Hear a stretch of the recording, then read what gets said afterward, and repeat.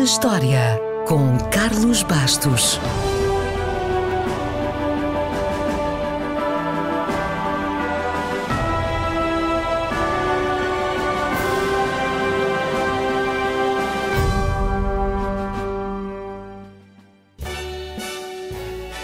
Começa a espalhar a notícia. Hoje vamos a Nova Iorque. Start spreading the news. Nova Iorque, ou melhor, Nova Amsterdão, foi um dos primeiros entrepostos comerciais dos holandeses na América do Norte. O que não é de estranhar, porque está situada num dos maiores portos naturais do mundo.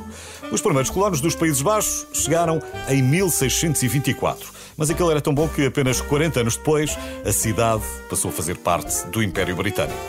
Foi precisamente a 8 de setembro de 1664 que os ingleses capturaram a cidade aos holandeses. Ora, como o novo proprietário era o rei inglês, era evidente que o nome da cidade não podia ser uma homenagem a Amsterdão. O novo nome foi encontrado de uma forma simples. O rei concedeu as terras ao seu irmão, que era na altura o Duque de York. E pronto, a cidade passou a ser conhecida como Nova Iorque. Nova Iorque é, desde o final do século XVIII, a cidade com mais habitantes dos Estados Unidos. Mas, no continente americano, fica atrás, por exemplo, de São Paulo ou da Cidade do México. Como é óbvio, as cidades não se medem pelo seu número de habitantes e Nova Iorque sempre foi uma cidade importante.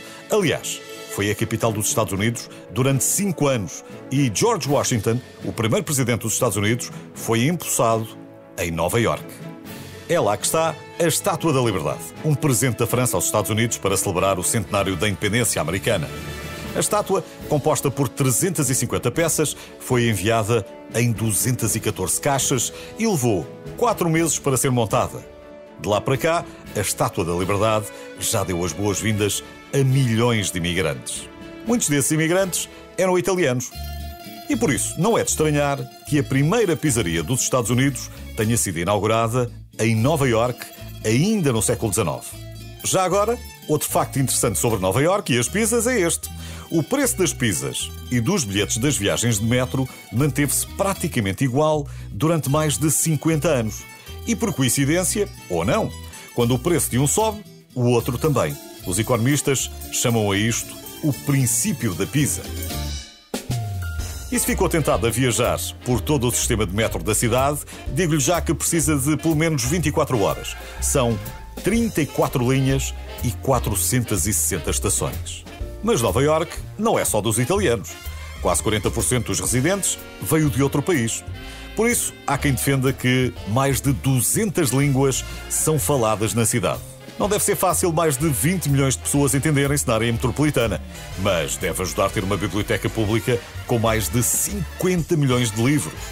E também parece apropriado que a sede das Nações Unidas seja em Nova Iorque. Faz sentido. Nem é preciso dizer que não é barato viver lá, pois não? A renda média de um quarto em Manhattan anda à volta dos 3.000 euros. Mas é bom recordar que falamos de uma cidade que tem mais de 380 mil milionários. Ainda poderíamos dizer que os nova-iorquinos mordem 10 vezes mais pessoas por ano do que todos os tubarões do mundo, que vivem mais mulheres do que homens em Nova Iorque, que a ponte de Brooklyn é 11 anos mais velha do que a Tower Bridge em Londres, sabia? Ou que chega a nevar 15 vezes mais na cidade do que em algumas partes do Polo Sul. E se está a pensar em montar um negócio lá, fica já a saber que uma autorização de 1 ano para uma banca de cachorros quentes no Central Park pode custar quase 300 mil euros. Mas toda a gente sabe, se for bem sucedido lá... If I can make it there, I'm gonna make it anywhere. It's up to you, New